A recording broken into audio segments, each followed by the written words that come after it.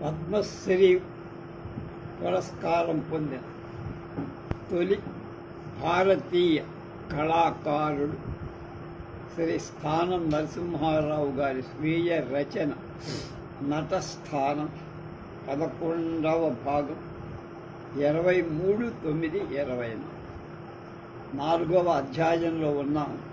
ఇప్పుడు ఆయన నిన్నటిదాకా వేలూరు శివరామ శాస్త్రి గారు తనని ఎలా మెచ్చుకొని ఆయన ఒక భారతిలో వ్యాసం రాశారు అనే దాని గురించి చెప్పుకొని ఇప్పుడు పేరంటం బొట్టు అనేది చెప్తున్నారు.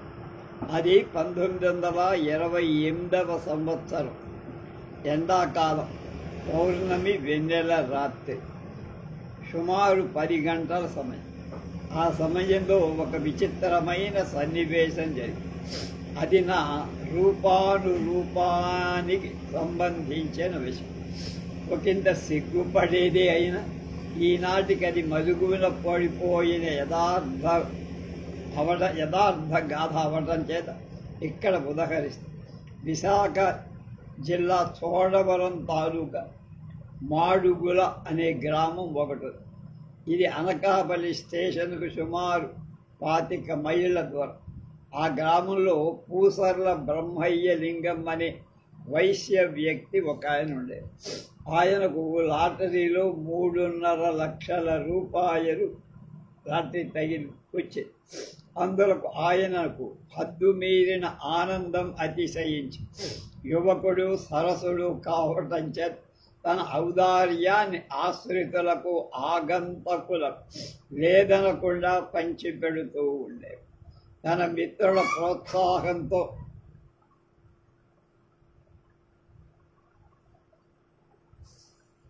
మా నాటక సంఘాన్న ప్రదర్శన నిమిత్తం ఆ ఊరికి ఆహ్వానించి మా కృష్ణ తులాభారం నాటకాన్ని ప్రదర్శించడానికి ఆ ఊరు వెళ్ళాం.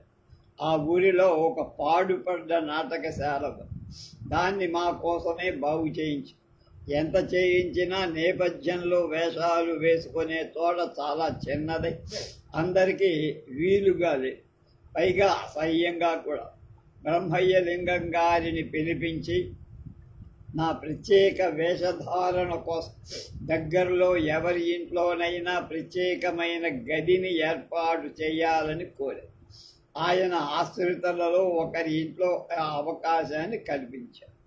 అక్కడికి ఆ సాయంత్రమే నా డ్రెస్ పెట్టెను నౌకర్ని చేర్పించారు.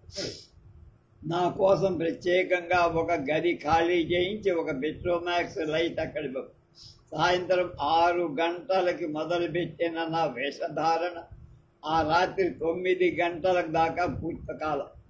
ఆ గదిలో ఒక్కగా ఉన్న కారణం ఆ ఇంటి ఆవరణలోకి వచ్చి విసనికర్రతో విసురుకుంటూ పచారులు చేస్తూ నా పక్కనే ఆ ఇంటి వారి కుమార్తె 10 ఏళ్ల అమ్మాయి నుంచొని మాట్లాడు. ఆ అమ్మాయి నా వేషధారణ ప్రారంభం నుంచి నా దగ్గరే ఉండి చూస్తున్న కారణం వల్ల నాకు బాగా పరిచయం. నిండు వెన్నెల రాత్రి ఇంతలో వీధి ఆవరణ గేటు తలుపు తెరుచుకొని హరికేన్ లాంతర్తో 2 స్త్రీలు 1 పురుషుడు వచ్చి ఆ ఇంట్లోకి వెళ్ళి మాకు వినపడేట్టుగా తమ ఇంట మర్రోజు వివాహమని, మీరందరూ రావాల్సిందని ఆ ఇంటి ఇల్లాలకు బొట్టు పెట్టి బయటి ఆవరణలోకి వచ్చేశారు. వచ్చి నా వద్దనే ఆ ఇంటి వారి అమ్మాయి ఉంది కనుక నాకు కూడా బొట్టు పెట్టి పక్కనే నేనున్నాను. ఆ నిండు వెన్నెట్లో సరిగ్గా నన్ను పోల్చుకోలేక నాకు ఒక 40 ఏళ్ల ఈడుగల పెద్ద ముత్తైదువ బొట్టు పెట్టి తన ఇంటికి ఆహ్వానించి దివ్వెరపోయి ఏం మాట్లాడలేకపోయి ఆశ్చర్యంగా ఆమె వంక చూస్తూ నిలిచారు. ఆమె కూడా నా వంక, నా అలంకారం వంక ఒక్క క్షణం చూసి సన్నటి తెల్లని జరి అంచు చీర కట్టారు. ఇమిటేషన్ వజ్రాలలో ధగధగలాడే మాయ బంగారపు వడ్డాణాన్ని వడ్యాణం అంటారు, అది కూడా అన్న వెల్వెట్ రంగు మొక్కమల్ రవిక తొడిగా మెళ్ళో నగలు వజ్రాల వంటి జిగిని చేతులు గాజులు అన్నీ మాయా వస్తువులు. కానీ బిజిగా జిగజిగ మెరుస్తున్నాయి వెన్నె. ఆ బుట్టు పెట్టిన ఇల్లాలు అంతటితో వెళ్ళిపోయినా బాగుండే.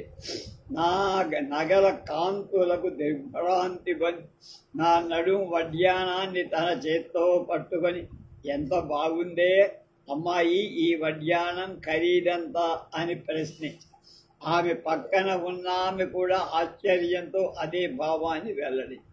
నా పక్కనే నిలుచున్న ఆ ఇంటి వారి పిల్ల తన నోటికి చెయ్యడ్డం పెట్టుకొని నవ్వుతూ, నేనేం సమాధానం చెప్పలేక నవ్వుతూ, నా సమాధానం కోసం ఆ ఇల్లాలు నా వంకే చూస్తూ ఉండగా ఆ ఇంటి ఇల్లాలు మా ఇంటికి వచ్చి, అసలింటా చెప్పవే అమ్మాయి అని నాకు బొట్టు పెట్టిన ఇల్లాలు మళ్ళా ప్రశ్నించడం. ఆ ఇంటి ఇల్లాలు, అదేమిటి పిన్ని, ఆయన్ను అమ్మాయి అని అంటావేమిటి, నీకేమన్నా మతిపోయిందా ఏమిటి అన్నారు.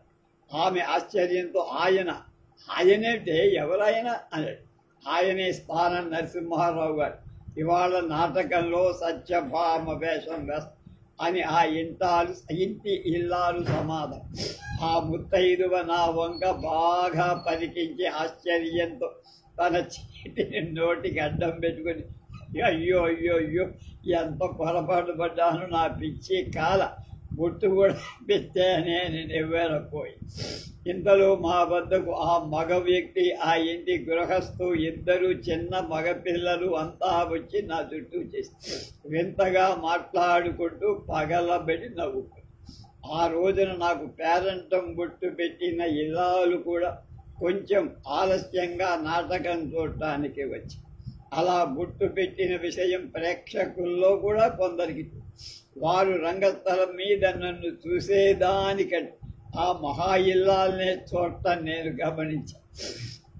ఆమె నాటకం పూర్తి కాకముందే వెళ్ళిపోయి, మేమంతా తెల్లవారుజామున బస్సు ఎక్కి అనకాపల్లి స్టేషన్కి వచ్చి, అక్కడ తెల్లవారిన తర్వాత రైలు ఎక్కి తెనాలి వచ్చి, ఆ తల్లి ఎవరో నాకు గుర్తులేదు, కానీ జ్ఞాపకంగానికి వచ్చినప్పుడల్లా నా మనస్సులో ఆమెకు నమస్కారం చేస్తూనే ఉండేవాడు.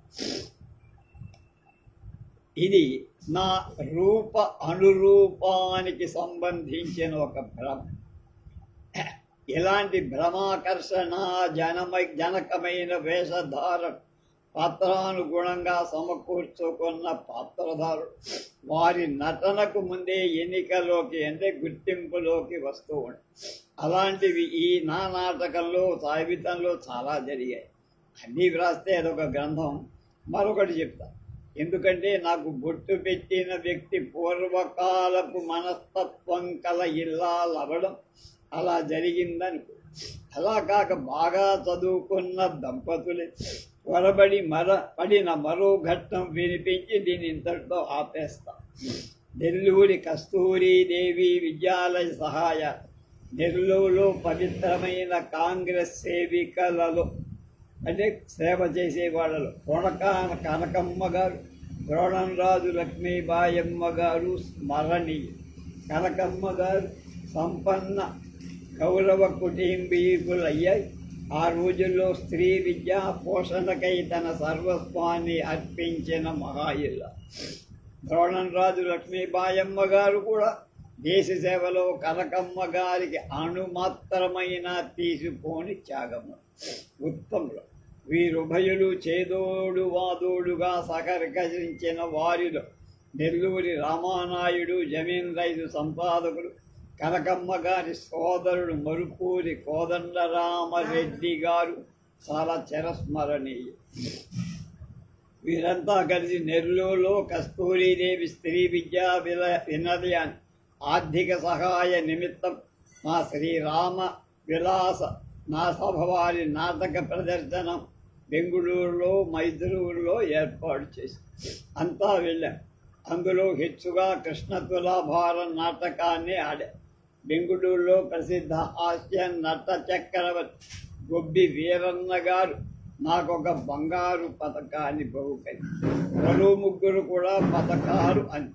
మైసూరులో కీర్తిశేషులు మహారాజా జయచామరాజేంద్ర వడయర్ గారు తమ జగన్మోహన ప్యాలెస్లో మా కృష్ణ తులాభారం సారంగధర నాటకాలు ప్రదర్శింపచేశారు.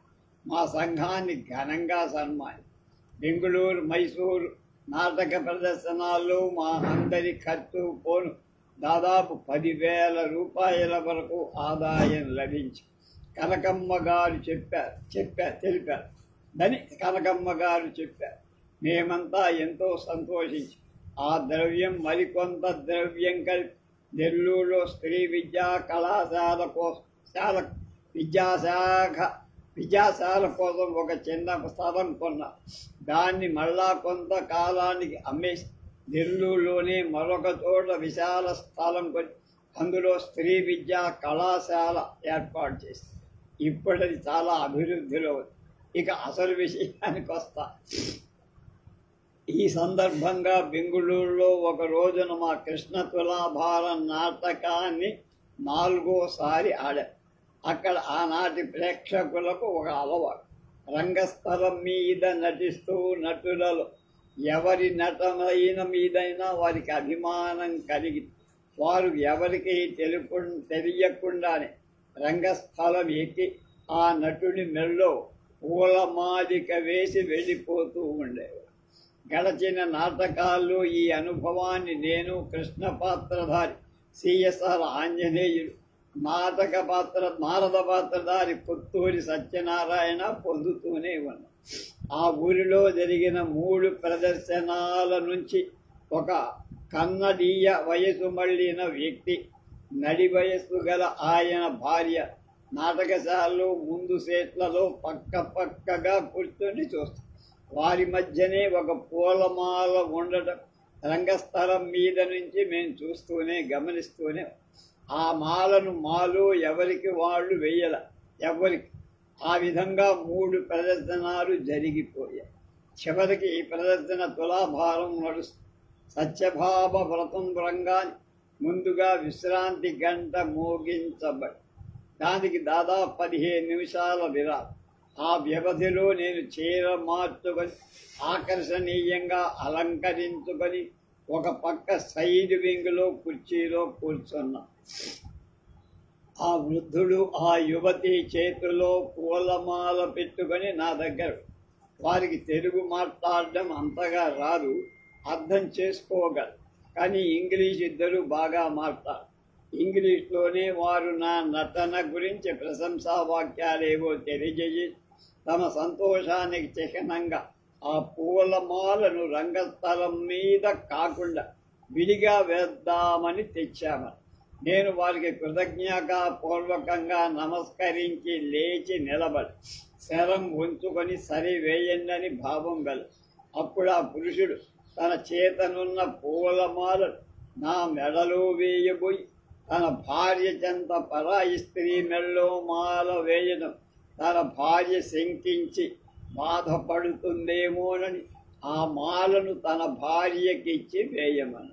ఆమె ఆ మాల అందుకొని నాలో దాగి ఉన్న పురుషుణ్ణి గ్రహించి మళ్ళా తన భర్త దగ్గరికే ఇచ్చి మీరే వేయండి అని నవ్వుతూ, నేను వారి భావాలను సందిగ్ధ స్థితిని గమనించి సగం స్త్రీని సగం పురుషుణ్ణిగా ఉన్న కనుక మీరిద్దరూ చెరో చేత్తో పట్టుకొని నా మెడలో వేయండి అన్న నవ్వుకుంటూ అలాగే చేశారు.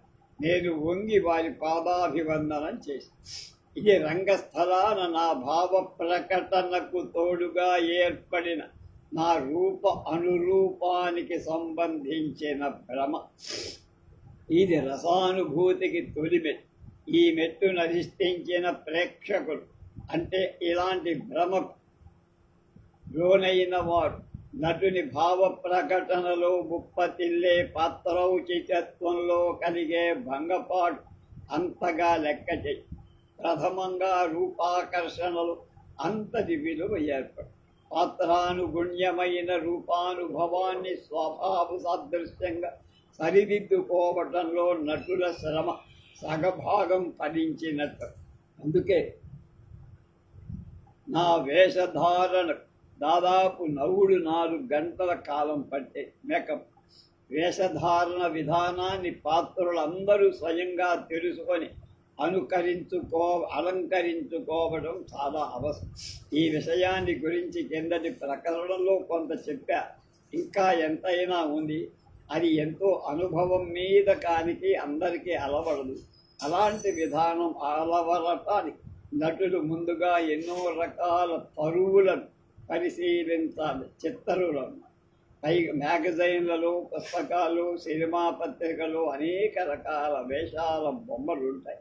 వాటిని సేకరించుకొని ఒక ఆల్బంలో భద్రపరుచుకోవటం ఎప్పుడెప్పుడు ఏ వేషం ధరించాల్సి ఉంటుందో, వాటి దుస్తులు ఏ దేశానికి ఏ ప్రాయం వాళ్ళు సంబంధించి ఉంటాయో తెలుసుకోవటానికి వాటిలో కొన్ని చిత్తరువులు, వాటి భంగిమలు సహకరిస్తూ ఇలాంటి బొమ్మలు నేను తెనాలి కాపురం పెట్టినప్పటి నుంచి సేకరించుకొని 4 ఆల్బమ్లలో భద్రపరుచుకున్నాను.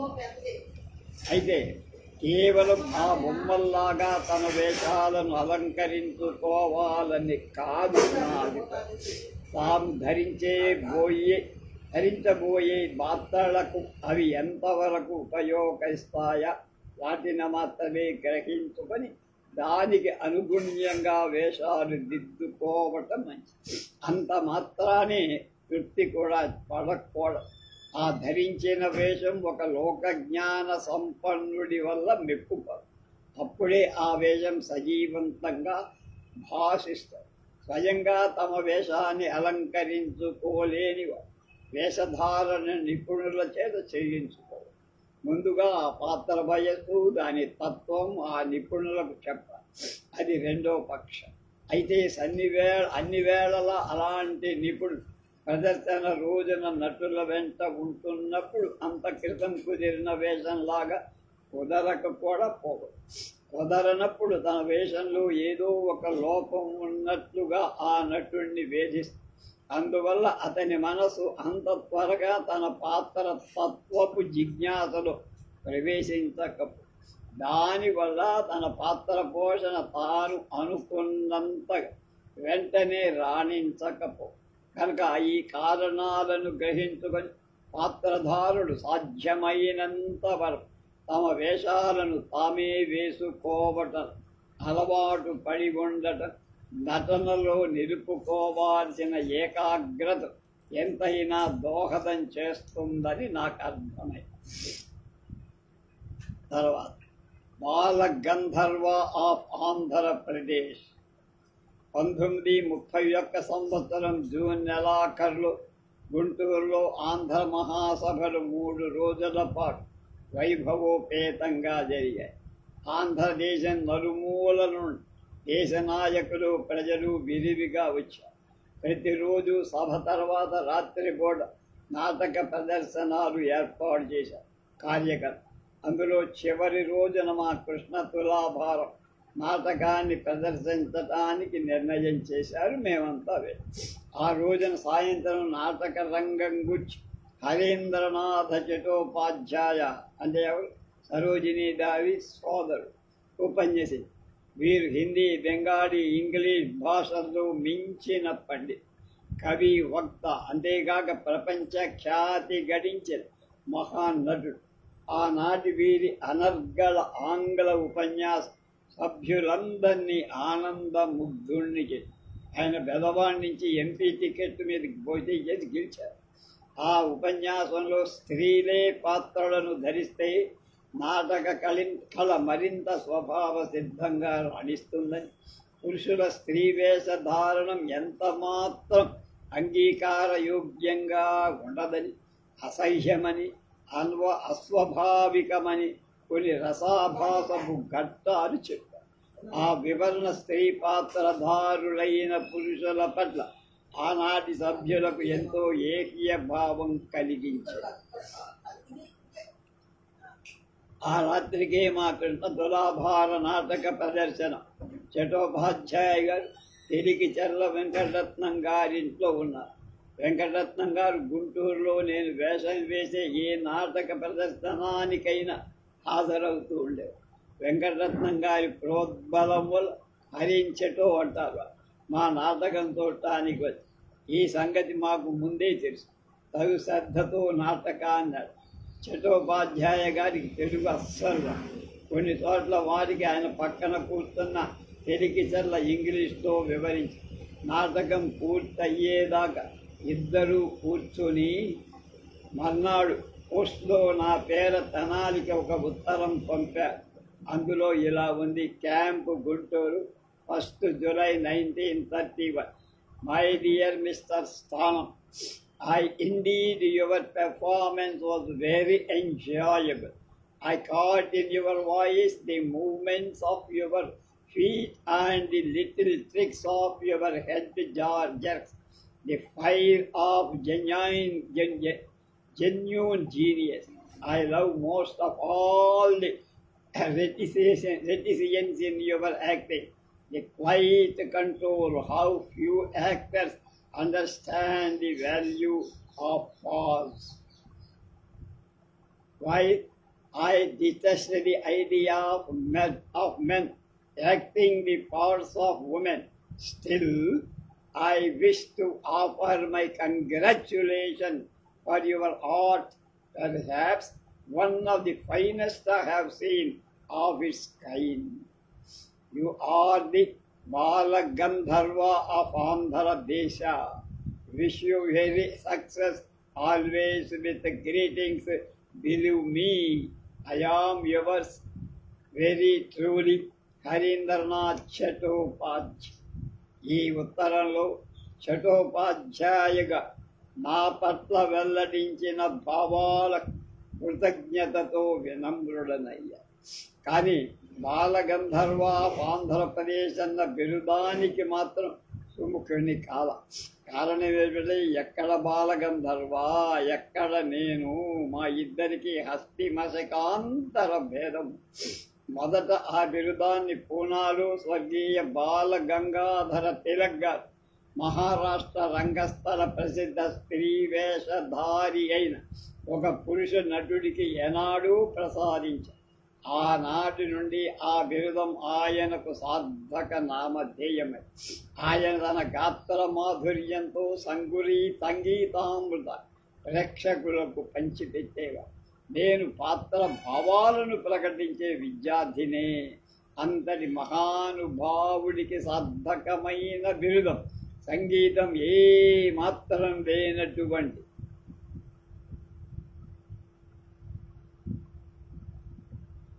నా పట్ల విరుద్ధమైంది కదా.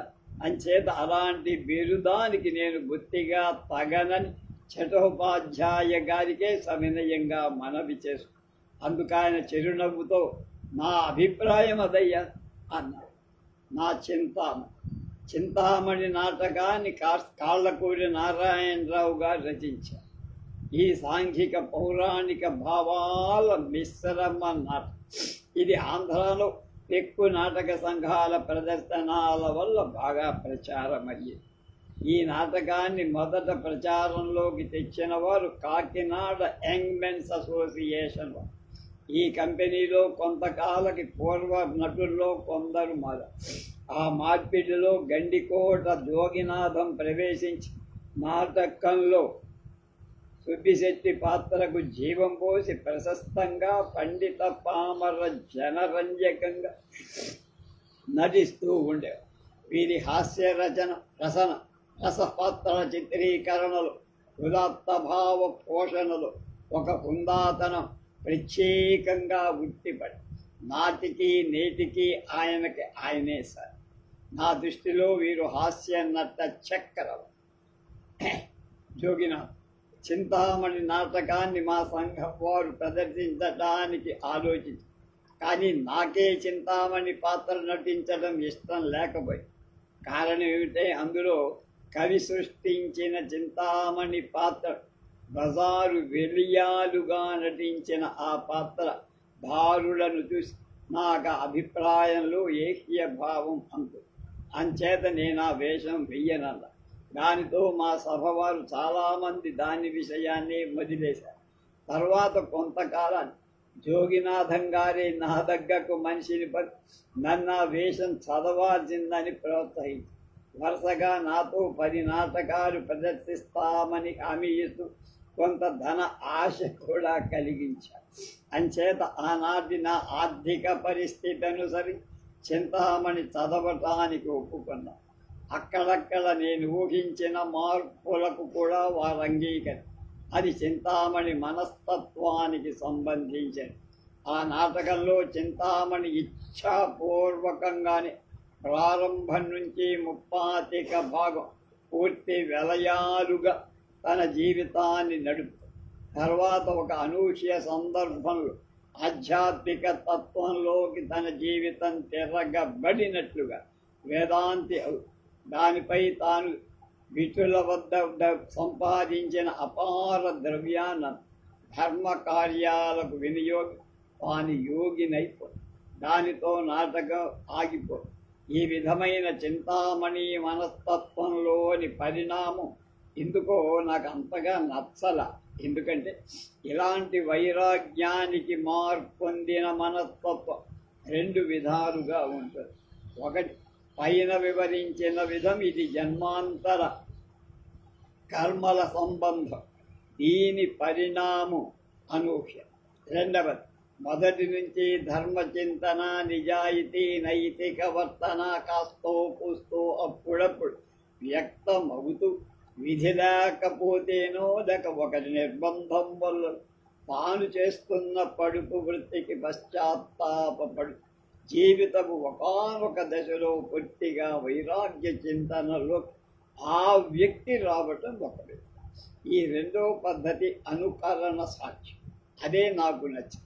దీని ప్రకారమే అక్కడక్కడ చింతామణి పలికే మాటలు కొన్ని మార్పు చేసి విధిగా ఆనవలసిన తన వృత్తికి సంబంధించిన కొన్ని మాటలు భావాలను విధి లేక వ్యక్తం చేస్తున్నట్లుగా నటించడంలో చింతామణి పాత్ర పోషణ జీవం పోసుకోగలదు అని భావి. ఈ భావ పోషణకు అంకురార్పణగా చింతామణికి ప్రథమ రంగంలో సుబ్బిశెట్టి అనే మరొక నూతన విటుడు తారతిల్లుతున్నాడని తన తల్లి చెప్పిన తరువాత అతన్ని చూడ్డానికి ముందుగా తన వృత్తి యొక్క హైన్యతను తలపోస్తూ చింతామణికి ఒక పాట రాశాను. దాన్ని పఠించి తన అయిత్తకు బాధ చింతామణి పాత్రలలో నటించేవారు. ఆ పాట ఇది.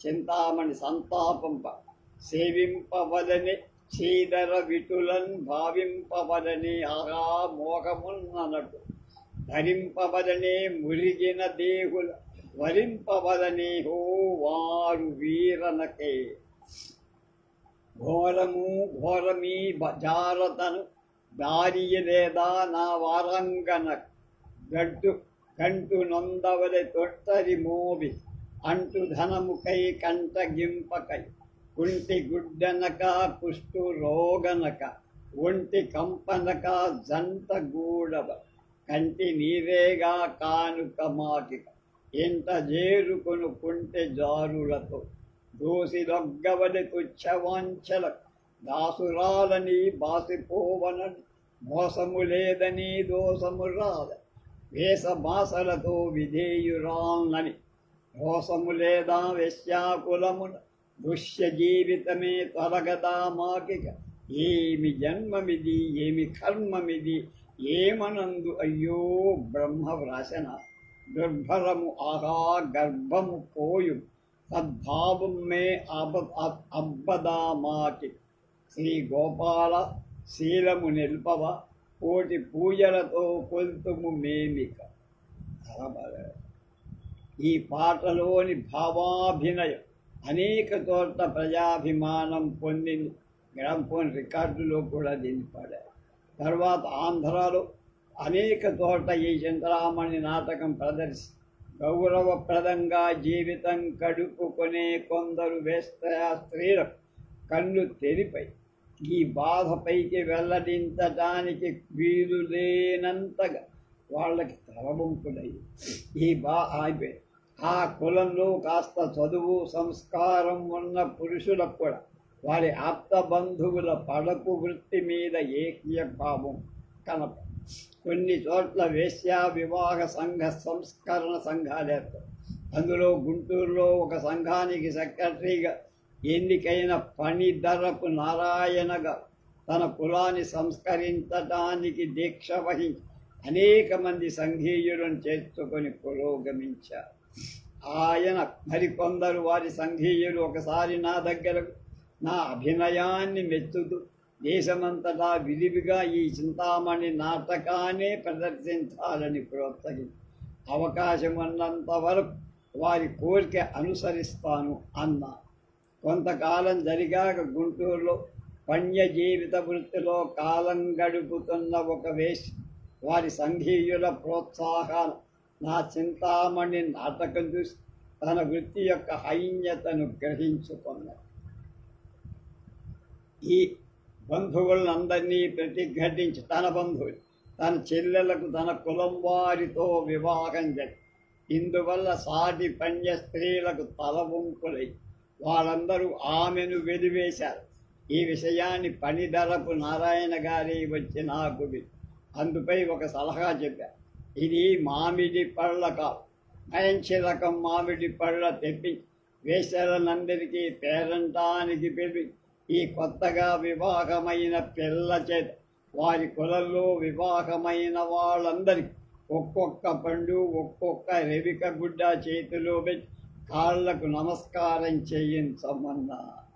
అలా చేయించడంలో ఆ వివాహమైన పిల్ల కంటే చిన్న వయస్సు గల వివాహితలు ఇద్దరున్నారు. వారి కాళ్ళకు కూడా నమస్కారం చేయించమని. వివాహం కాని పెద్ద వయస్సు గల స్త్రీలుంటే వారికి మాత్రం ఒక పండిచ్చి నమస్కారం చేయమని.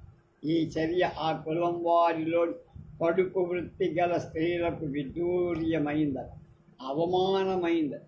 అంతేకాక కేవలం బొట్టు తాంబూలం అందుకున్న వారిలో కడుపు వృత్తిలో ఘరానాగా బతుకుతున్న వాళ్ళకి తలవంపులే కాక తల కొట్టేసినంత బాధకం. వాళ్ళంతా ఏకమై ఆ వివాహమైన పిల్లలు అక్కను విదేశారు. ఈ విషయం సంస్కార సంఘ నాయకులకి పంచాయతీ జరిపారు. ఆ పంచాయతీలో ఆ పిల్ల చర్యను చాలామంది సమర్థించారు. ప్రారంభంలో దీని కొంత గొడవ జరిగింది. ఏమైతే ఒక మార్పు.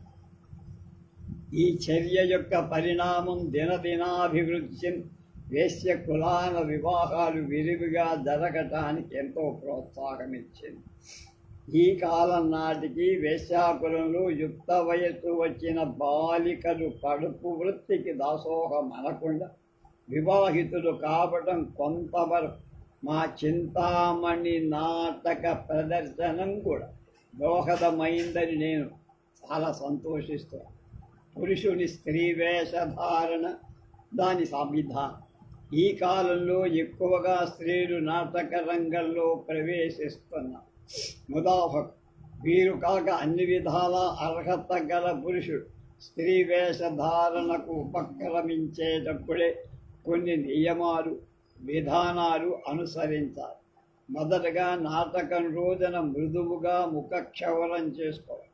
పొద్దుట పూట కంటే సాయంత్రం మేలు. ముంజేతుల మీద దట్టంగా వెంట్రుకలుంటే వాటిని కత్తిపెట్టి నొందగా గురిగించుకోకూడదు. కత్తెర వేయించడం అని. అలాగే మోకాళ్ళ వెంట్రుకలు కూడా చేయించడం అని. ముఖ క్షౌరం తర్వాత సబ్బు పెట్టి ముఖం కడుక్కోకూడదు. సున్ని పిండి పెట్టి రుద్దు. ఒకవేళ సబ్బు పెట్టి కడుక్కోవాల్సి వస్తే కడుక్కున్న తర్వాత గరకు వస్త్రంతో బాగా తుడుచుకోవాలి. సబ్బులో నూనె ఉంటుంది. అది చర్మం యొక్క సూక్ష్మ రంధ్రాల్లో ఇరుక్కుంటుంది. దీని మీద పౌడర్ సాఫీగా అత్తక. ముఖ క్షవరానికి ముందే తలకు పెట్టుకునే మంచి విగ్గు జాగ్రత్త చేస్తుంది. దానికి పాపడి చెదరకుండా తేలిగ్గా నూనె రాసి ఆ వెంట్రుకలు చిక్కు లేకుండా దువ్వ. విగ్గు పావడి ముందు అడుగు భాగాన ఒక గుడ్డకు సన్నని మవారు లాంటి దాన్ని ఇటు అటు దాని కొసలు సమంగా వచ్చేట్టుగా మధ్యకు కుట్టించాలి. విగ్గు పెట్టుకున్న తరువాత వాటి కొసలను తల కిరుకు ప్రక్కలా తిప్పుకొని వెనక్కు ముచ్చట గుంట దగ్గర కనపడకుండా గట్టిగా ముడేసుకో. అందువల్ల విగ్గు అటు ఇటు చెరగదు, కిందికి దా. వేషధారణకు ముందుగానే కృత్రిమ వక్షోజాలు తయారు చేసుకొని అవి సమంగా ఉండేట్టు చూసుకొని సిద్ధం చేయాలి. ముఖానికి వేసుకునే పౌడర్ లాంటి రంగును మెడకు, చేతులకు, పాదాలు కొంతవరకు మగాళ్ళకు కూడా సమంగా ఉండే చేసుకోవాలి. మోగాళ్ళ కాళ్లకున్న వెంట్రుకలు దట్టమైతే కత్తిరించడానికి ఇష్టం కలగనప్పుడు ముఖం రంగు వంటి మేజోళ్లను ఆపద్ధర్మంగా వాడతారు. అయితే ఈ మేజోళ్ళు కనపడనంతగా చీరకు చెడు సవరించుకోవాలి. పౌడర్ వేసుకోవడం పూర్తయ్యాక ఆభరణాలు పెట్టుకోవాలి. చీర కట్టు విషయంలో చాలా వరకు అనుభవం మీదనే ఎవరికి వాళ్ళు నేర్చుకోవాలి.